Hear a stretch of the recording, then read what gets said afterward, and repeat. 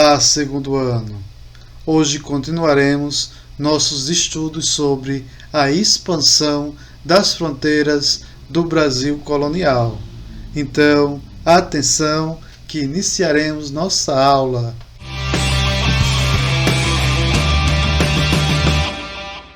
O processo de descoberta do ouro, lá no século XVII, teve como base a prospecção por parte dos bandeirantes, que encontraram as minas numa região que hoje denominamos de Minas Gerais. Já as primeiras jazidas foi entre 1693 e 1695 por bandeirantes paulistas, aonde hoje temos a cidade mineira de Ouro Preto.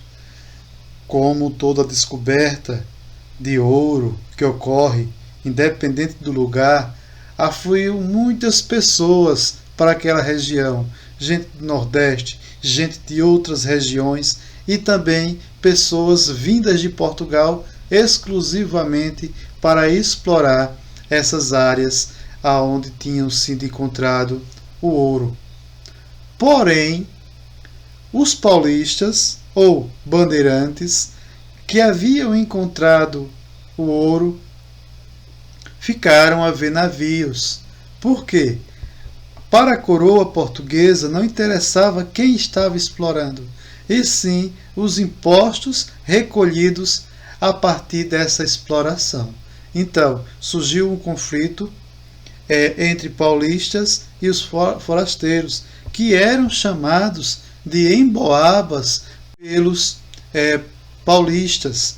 Emboaba, que seria essa ave emplumada, diz-se que tem relação com as vestimentas que estas pessoas que vinham de Portugal estavam ali, que era muito diferente das vestimentas dos paulistas. Na Guerra dos Emboabas, quem saiu vitorioso foi os forasteiros, que permaneceram explorando as minas, e os paulistas tiveram que caçar outros espaços para a exploração. Para haver a exploração do ouro, as técnicas utilizadas basicamente eram técnicas rudimentares, eram técnicas que já eram conhecidas na África. Os africanos que foram escravizados, eles já sabiam sobre essa técnica, a qual utilizava a bateia, que, como eu havia falado em sala, era uma espécie de bacia rasa, na qual era separado o cascalho do ouro. Outro instrumento seria o almocafe, que era justamente uma espécie de enxada pequena que serviria para revirar o cascalho nas encostas que existiam próximos a esses rios. Por falar em rios, existiam dois tipos de exploração do ouro: a do aluvião, com base principalmente desse ouro que estava mais na parte superficial, próximo aos rios, e existia também o ouro que era retirado das rochas, que estava entre as rochas, que era o grupiara. Esses dois tipos diferenciavam o processo de exploração, mas muito pouco. O processo era rudimentar. Logo, muito do ouro que era para ser explorado acabava escapando pelo rio, indo parar em outros lugares mais rebaixados, aonde os faiscadores, que eram pessoas livres, e a qual exploravam estes lugares buscando os restos de ouro que desciam devido a essa péssima forma de explorar o ouro. Como observamos na imagem, podemos ver que o rio era essencial para que eles fizessem esse processo. Nesta imagem temos a bateia, a qual eram minerado ouro. Observamos que a retirada do cascalho das rochas eram trazidos para que pudesse ser feito esse processo de lavagem, que normalmente ocorria devido à exploração do trabalho escravo, enquanto os patrões ou os fiscais observavam todo o processo, não é? A fiscalização era imensa.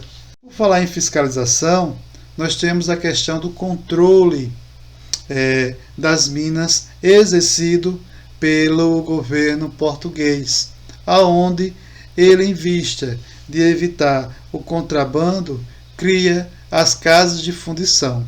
O que seriam essas casas de fundição? Seriam estabelecimentos aonde estava autorizado o funcionamento de forjas aonde o ouro poderia ser derretido e transformado em barras de ouro.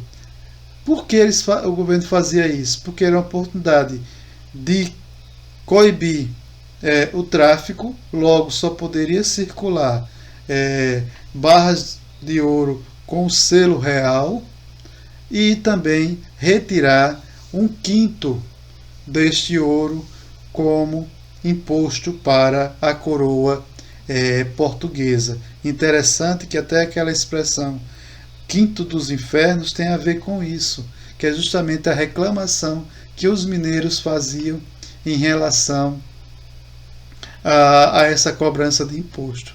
Por falar em reclamação, nós temos também a revolta de Vila Rica, que foi uma revolta que podemos chamá-la de revolta nativista. Por que nativista? Porque eles não queriam a separação entre Portugal e Brasil. Eles queriam apenas que resolvessem problemas pontuais, problemas que afetavam o dia a dia deles. E qual era o problema que eles estavam reclamando? Era justamente a instalação das casas de fundição. Então a exigência era não existir mais essas casas de fundição. Aí vai gerar uma revolta, a revolta de Vila Rica, a qual vemos nessa ilustração o esquartejamento, ou seja, a execução da pena sobre Felipe dos Santos por liderar este movimento. Vemos aí que existiam vários impostos, como a peagem, que era a cobrança pelo uso de pontes ou estradas reais, normalmente eram cobrados tipo em forma de pedágio mesmo, que as pessoas que se utilizavam dessas pontes e estradas reais. Outros impostos eram o quinto, ou seja, a quinta parte do que era minerado era para ser entregue à coroa. Outro foi justamente a cobrança dos 100 arrobas anuais, ou seja, os 1.500 quilos de ouro por ano que os mineiros deveriam entregar à coroa. Ou, se no caso não conseguissem entregar essa quantidade de ouro, deveria haver a derrama, que era o quê? Que era a cobrança forçada de impostos. Observamos aqui a barra, essa barra de 1792, a qual traz o selo real. Vemos toda a questão da segurança para que não houvesse o contrabando. Em 1729 é descoberto os diamantes na região chamada de Cerro Frio, o Arraial do Tijuco. A forma de explorar ela era um pouco diferente da exploração do ouro. Inclusive, por um tempo, era o imposto por captação, ou seja, por cabeça de escravo que trabalhava na mina. Outro momento foi justamente através do contratador. Era a pessoa encarregada para recolher os diamantes e entregar a parte ao governo português, à coroa portuguesa, não é? Por falar em contratador, existiu o João Fernandes, que ficou no Brasil como uma pessoa icônica, aonde é ele que se casa com Chica da Silva, a qual, para nós, ficou conhecida principalmente pelas novelas e filmes que fizeram, contando, é claro, de forma romanceada, a história dessa relação entre o contratador e esta escrava, não é? E outra questão dessa época que eu apresentei para vocês foi justamente o Santo do Pau Oco, que, na verdade, tinha duas funções para deixar a imagem oca. A primeira seria evitar que ela trincasse, porque era de madeira. Outra, para que ficasse mais leve, era uma das funções, ficasse mais leve, para que ela pudesse ser manuseada. E a outra função que foi usada nessa época, que era justamente esconder metais preciosos, diamantes também, pedras preciosas, para que ele pudesse passar pela fiscalização. Daí aquela expressão, eita, esse menino é o santo do pau oco, ou seja, ele demonstra na frente de algumas pessoas ser algo, mas por trás é um pouco levado, não é? Outro meio que expandiu as fronteiras foi o tropeirismo. E o tropeirismo tem uma relação muito profunda com a região das Minas. Basta salientar que era uma região a qual a agricultura não desenvolveu tão vastamente. Por quê? A prioridade era a exploração do ouro. Sendo assim, os tropeiros que eram responsáveis pela condução das tropas de animais, levando mercadoria, trazendo mercadoria, seria o abastecimento das minas, não é? Ele fazia esse abastecimento das minas, bem como a ligação também, a comunicação, né? A ligação em diversas regiões, Nordeste e Sul, trazendo produtos. Mas também existiam as monções. As monções seriam as viagens que se utilizavam os rios. Por exemplo, quando saía de São Paulo pelo rio Tietê, nas partes navegáveis, até chegar a outros rios, e iam subindo até chegar ao destino, que seria o abastecimento das minas ou de outras regiões. Marquês de Pombal. Pombal foi ministro de Dom José. Dom José, que era rei, mas só que ele pediu ajuda a um administrador nato, que seria Marquês de Pombal. Então ele acaba sendo também conhecido como um déspota esclarecido. Então o Marquês de Pombal ele começa a reestruturar toda a organização administrativa da coroa portuguesa. Então ele organiza Portugal. E uma dessas partes da organização seria a expulsão dos jesuítas das terras portuguesas, principalmente do Brasil, porque ele percebeu que os jesuítas eles acabavam sendo um Estado dentro do Estado. Acabavam sendo um Estado dentro do Estado. Por quê? Além de não pagar os impostos, eles administravam certas regiões sem, muitas vezes, ferindo os interesses dos portugueses. Então ele tira os jesuítas. Então o Brasil começa também a ter uma perca também em relação à educação, que também não era boa mesmo com os jesuítas, e agora ficou desassistida por completo. E foi muito tempo para que isso um dia pudesse começar a se reorganizar. Ele cria algumas companhias, entre elas a Companhia do Grão-Pará e do Maranhão, que, como falamos no vídeo anterior, não deu certo. Ele extingue a última capitania, logo elas não também deram certo, apenas a de Pernambuco e a de São Vicente deram lucro para a coroa, e deslocou o centro administrativo da Bahia para o Rio de Janeiro, devido justamente a mudança econômica que estava ocorrendo. Logo, o açúcar ele passava a ficar menos prestigiado economicamente. E temos aí a sociedade do ouro.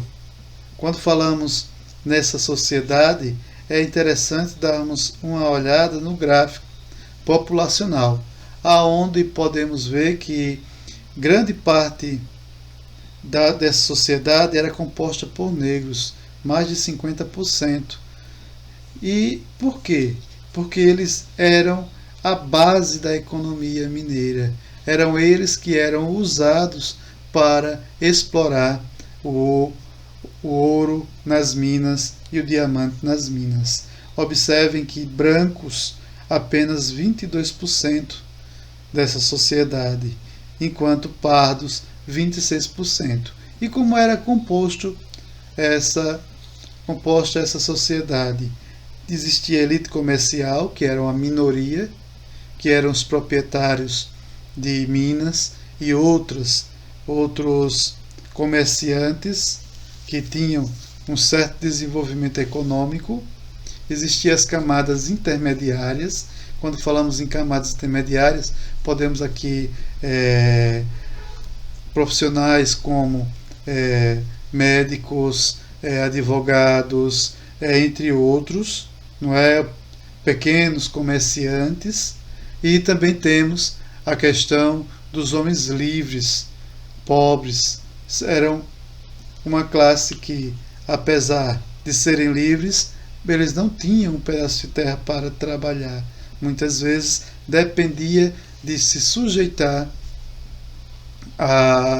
aos outros para poder sobreviver. E é claro, a grande parte dessa sociedade era composta por escravos. As Irmandades. As Irmandades eram associações religiosas a qual promoviam a união entre diferentes grupos. Principalmente quando tratamos de irmandades neste período, cabe destaque às irmandades cujos membros eram africanos ou descendentes de africanos. E qual era a função delas neste período? Elas, apesar do aspecto religioso existente, elas promoviam alforrias, ou seja, elas faziam arrecadações de dinheiro em busca de libertar os escravos, que era um dos instrumentos, seria a alforria, a carta de alforria, além da ajuda aos membros necessitados. Vale salientar que naquele tempo, quando se atingia uma certa idade, muitas das vezes era a família que tinha que se responsabilizar.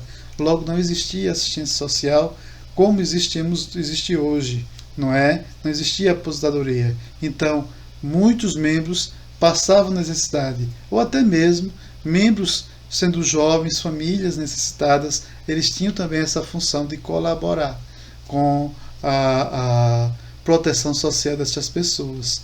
Promoviam festas, e muitas vezes dessas festas é que eles arrecadavam dinheiro para poder fazer as alforrias e ajudar os seus membros. E além do mais, eles colaboravam com o sincretismo religioso. De que forma? Juntando a religião cristã com a religião que traziam no seu coração, que era a religião de matriz africana. Então, ele promoveu esse sincretismo religioso de forma, é claro, velada. Mas também existia a questão da resistência. É claro que o processo sincrético era uma forma de resistência cultural, não é? Manter viva a sua cultura. Mas também existiu a resistência através da fuga, através da desobediência, através da formação dos quilombos dos Palmares. Então, a formação de mocambos, de quilombos, foi uma das formas deles resistirem, fugindo, buscando a liberdade. Então, esses quilombos, eles buscavam ser autossuficientes, ou seja, eles poder ser sustentados. Entre os tantos quilombos que existiram espalhados pelo Brasil, aqui em Alagoas tínhamos o Quilombo dos Palmares. O Quilombo dos Palmares era uma extensa área em Alagoas, na qual existiam vários mucambos. Entre os principais líderes, podemos destacar a figura de Gangazumba, que segundo a tradição seria o tio de Zumbi dos Palmares. Zumbi sucede Gangazumba depois de conflitos internos, e Zumbi vai ser o que vai enfrentar o paulista, o bandeirante Domingos Jorge Velho, em 1694.